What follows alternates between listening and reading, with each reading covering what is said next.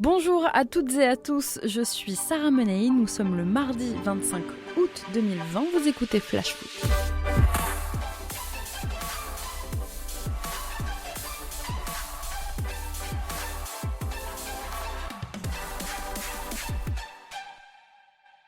L'appel du Paris Saint-Germain à la LFP a été entendu. La Ligue a accepté aujourd'hui le report du match entre le RC Lens et le club parisien prévu samedi. Il est finalement reprogrammé après la trêve. Ce sera donc le jeudi 10 septembre 21h. Une décision prise en accord avec le diffuseur de la rencontre, Canal+, et avec le club nordiste. Rentrés hier de Lisbonne après avoir disputé le Final 8 de Ligue des Champions, les Parisiens souhaitaient plus de temps pour récupérer, pour préparer la reprise du championnat. Le PSG veut laisser souffler ses joueurs, les laisser passer un peu de temps aussi avec leurs proches qu'ils n'ont pas vus pendant une dizaine de jours avant de rentrer dans la frénésie de la Ligue 1. On les comprend, même si ils avaient quand même 6 jours pour se remettre dans le bain de la Ligue 1. Vu la profondeur du banc, Thomas Tuchel aurait peut-être pu aligner aussi une équipe bis à Bollaert. Et le problème, c'est que dans le contexte actuel, au vu de la complexité de l'organisation du championnat avec l'application de tout le protocole sanitaire lié au coronavirus, plusieurs matchs risquent déjà d'être reportés cette saison. Alors qu'on démarre une saison pleine d'incertitudes et que, je vous en parlais hier, le président de la Ligue a déclaré vouloir éviter au maximum les reports de matchs dus au Covid, le PSG a quand même obtenu gain de cause. Alors les instances ont-elles eu raison de céder ? Qui décide en fait du calendrier de la Ligue 1 ? Alors du coup, je suis avec Michael Miss. Michael, tu es journaliste pour lensois.com, un site d'actu 100% Racing Club de Lens. Tu suis les 100 et or au quotidien. Merci Michael d'être avec nous. Bonjour. Comment a été accueillie cette décision à Lens, Michael ? D'un point de vue lensois, c'est assez surprenant que le Racing Club de Lens a accepté parce que c'est sûr que d'un côté du Racing Club de Lens, c'était la période idéale pour affronter le PSG et surtout que ce report entraîne deux semaines et demie sans compétition. Alors que le club vient de reprendre la Ligue 1 contre Nice. Alors même votre maire, Sylvain Robert, a exprimé son désaccord avec cette décision, Mickaël, au travers d'un communiqué de presse qui est sorti à midi. Il a dit « Soyons sérieux, on joue la Ligue 1 Uber Eats, pas la Ligue 1 PSG ». Est-ce que tu partages cette position ? Je pense que quand il a écrit ce communiqué, il a plutôt écrit en tant que supporter plutôt qu'en tant que maire.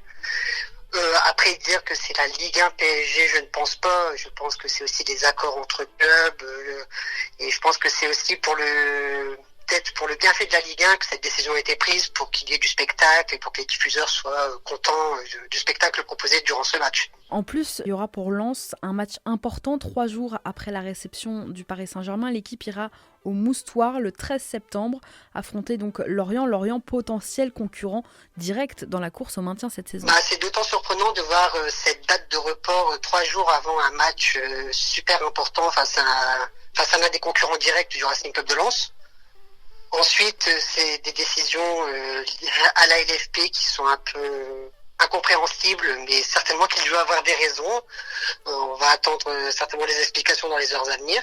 Mais c'est sûr que la date semble assez problématique pour le Racing Club de Lens.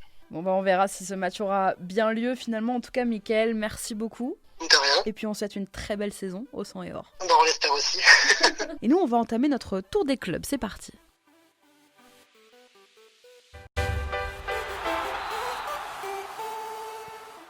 Et on commence par Angers, où selon Ouest France, tous les joueurs ont été testés pour le Covid aujourd'hui. On attend les résultats demain matin. Il y a 2 jours, souvenez-vous, c'est Ryan Aït-Nouri qui avait été testé positif. Le défenseur est aujourd'hui en marge du groupe, à l'isolement. Il est porteur asymptomatique du virus, Aït-Nouri. On attend donc les résultats des autres joueurs demain.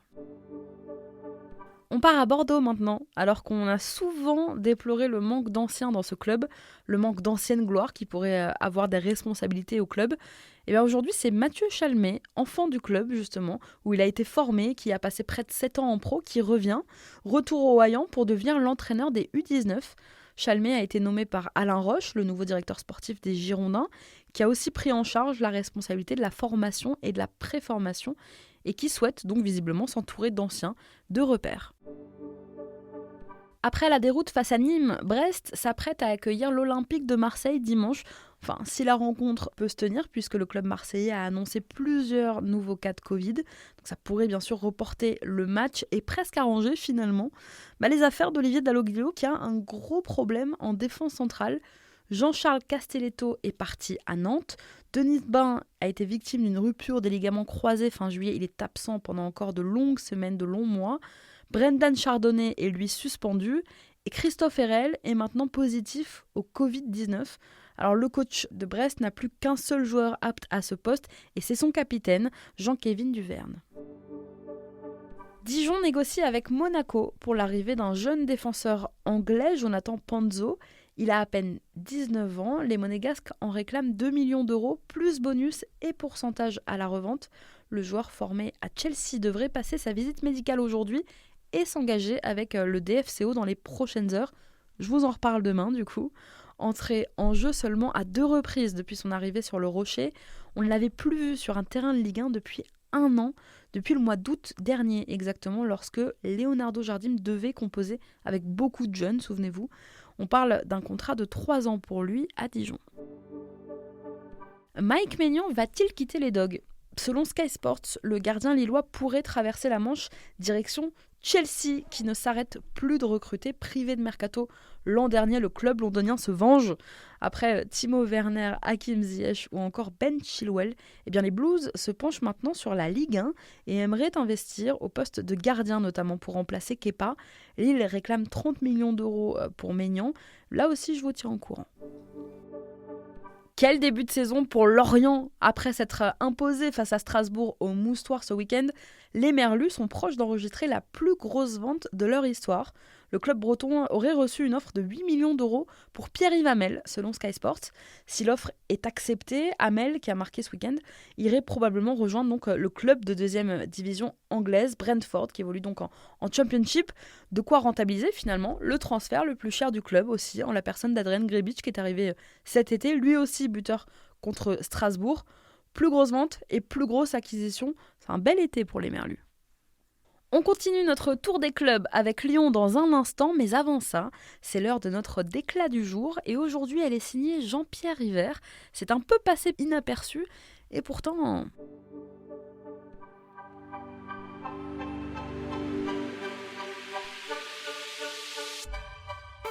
Je peux vous le dire, il n'aurait pas dû avoir lieu parce qu'on était dans le quota des 4. 4 cas de Donc on a demandé un assouplissement à la Ligue. 3 jours avant le match, j'ai appelé la Ligue pour leur dire il faut qu'on sorte de cette réglementation qui est trop stricte parce que sinon on va pas finir le championnat. On a très peu de dates disponibles pour remplacer les matchs. La Ligue est en train de prendre ce chemin. Alors c'est pas qu'à ma demande, c'est d'autres présidents également qui sont intervenus parce que encore une fois, ça n'a rien à voir avec un risque sanitaire. Mais si vous avez 18-19 joueurs disponibles, vous pouvez jouer. Et je pense qu'il faut qu'on aille dans cette direction. Sinon on aura à mon sens, une difficulté pour finir le champion. Vous venez d'entendre Jean-Pierre River au micro de France Bleu Azur, invité hier de l'émission 100% Aiglon. Il n'y a rien qui vous choque. Le président du gym confie qu'avant la rencontre de dimanche face à Lens, le club niçois avait dans ses rangs 4 personnes positives au Covid, 3 joueurs et un membre du staff. Je vous rappelle que si 4 cas sont avérés au sein d'une équipe, le match doit être reporté. C'est le protocole Covid établi par la LFP.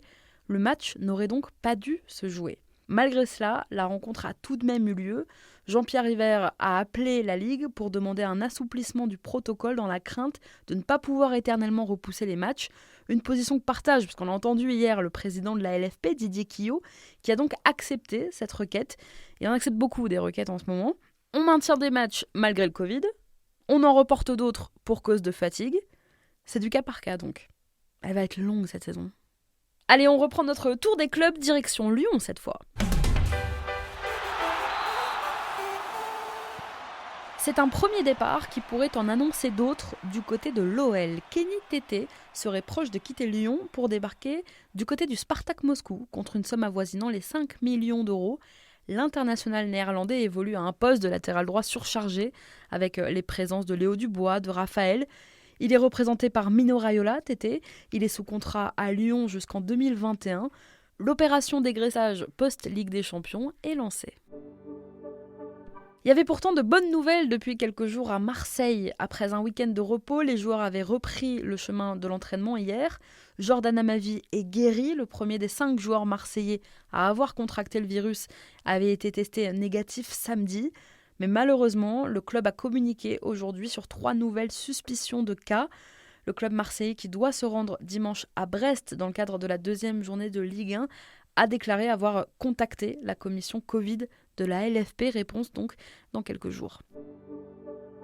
Frédéric Antonetti est de retour au centre d'entraînement. Le manager général du FC Metz, qui a eu la douleur de perdre sa femme début juillet, sera présent cette semaine au centre d'entraînement des Grenats. C'est le club lui-même qui l'a annoncé. On vous souhaite un bon retour, monsieur Antonetti.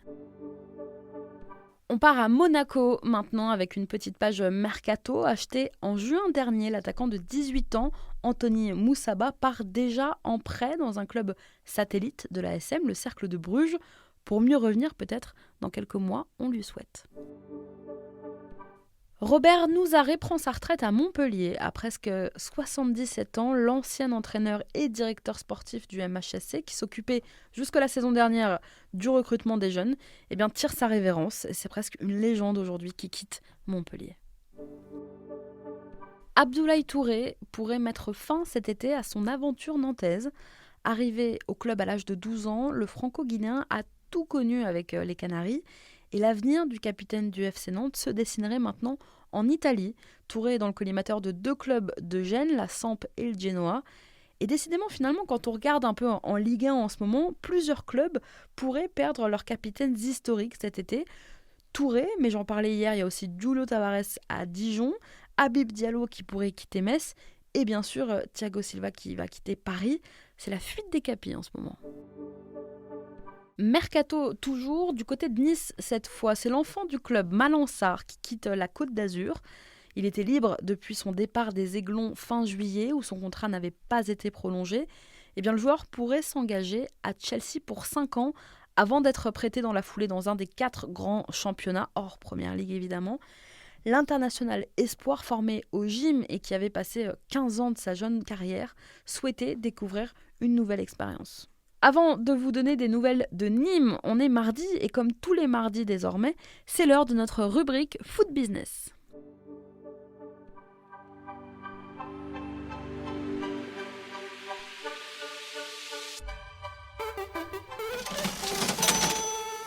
Et aujourd'hui, elle est consacrée à ce que la campagne européenne exceptionnelle de nos clubs français leur a rapporté financièrement. Je suis pas seule, Pierre Rondeau, économiste du sport, est avec moi. Salut Pierre, tu vas m'aider. On va commencer par le Paris Saint-Germain, Paris finaliste malheureux, mais finaliste quand même. C'est le club qui cette année devrait recevoir la plus grosse part du gâteau, la plus grosse part de la dotation UEFA pour cette saison de Champions League. Pour l'instant, officieusement, si je peux dire, le PSG va ressortir avec un chèque de 134 millions d'euros.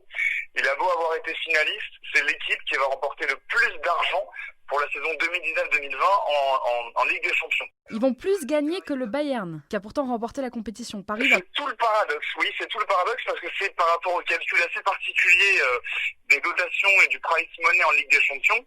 Le PSG, c'est 134 millions d'euros et le Bayern, le lauréat, le vainqueur du trophée, c'est seulement, alors avec beaucoup de guillemets, seulement 130 millions d'euros, 4 millions d'euros en moins pour le Bayern. Le PSG, finalement, profite d'un détail intéressant, profite du fait qu'il n'y ait que 3 clubs français en Ligue des Champions, alors que les Allemands, il y a 4 clubs allemands. Donc le partage des droits TV se fait en faveur des Français, on divise par 3, alors que côté allemand, on divise par 4. Au final, le Paris Saint-Germain part avec 134 millions d'euros. Et oui, plus on est nombreux, plus on doit diviser, c'est comme avec ses frères et sœurs, c'est pareil. Alors ils repartent de Lisbonne, les Parisiens, sans la coupe, mais les poches pleines. La dotation de l'UEFA, Pierre, elle est divisée en plusieurs secteurs, on va dire ça comme ça. D'abord les primes aux résultats, donc les performances en phase de groupe et les différents tours franchis. Bien sûr, plus on franchit de tours et plus on gagne d'argent. Alors le détail est il peut paraître complexe, mais finalement on va essayer de le simplifier ou de le vulgariser. Alors tu as d'abord une prime de participation, 15 250 000 euros, automatiquement, quelles que soient tes performances, quels que soient tes résultats, dès lors que tu es qualifié en Ligue des Champions, tu as en phase de groupe 2,7 millions d'euros par victoire et 900 000 euros par match nul. L'UEFA te donne 2,7 millions d'euros si tu gagnes un match en phase de poule. Tu as qualification en huitième de finale, 9,5 millions d'euros. Qualification en quart de finale, 10,5 millions d'euros. Qualification en demi-finale, 12 millions d'euros. Qualification en finale, 15 millions d'euros. Tout ça à chaque fois en cumulé. Et une victoire en finale en Ligue des Champions, c'est un chèque de 4 millions d'euros en plus. que n'a pas remporté le Paris Saint-Germain. Paris Saint-Germain va devenir le 5e club de l'histoire à dépasser les 100 millions d'euros gagnés sur l'édition d'une Ligue des Champions. Merci beaucoup Pierre, merci d'avoir été avec nous. Je te souhaite une bonne soirée. Et nous on repart pour notre tour des clubs.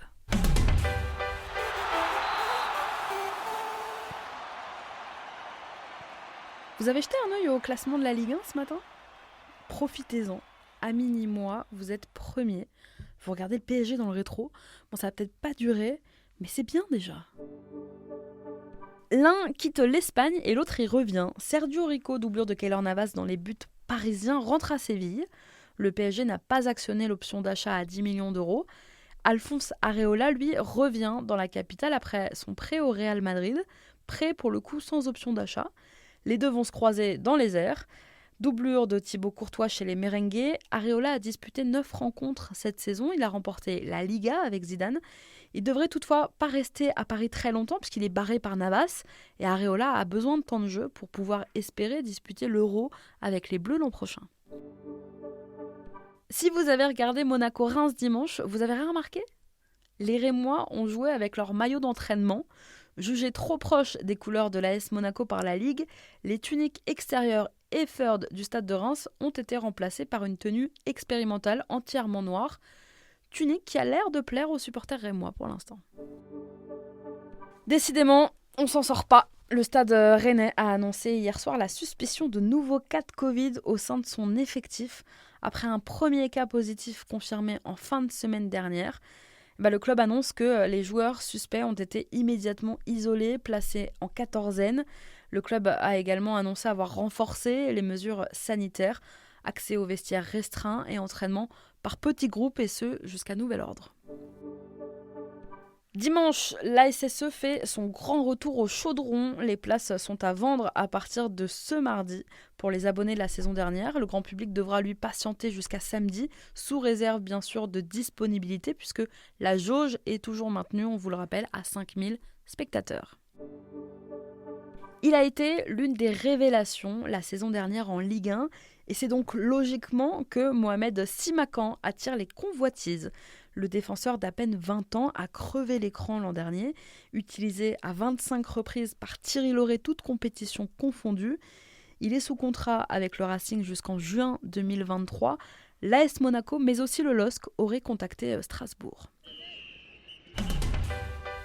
Merci d'avoir été avec nous, c'était Sarah Menei, vous écoutiez Flash Foot. On se retrouve demain. Belle soirée à tous.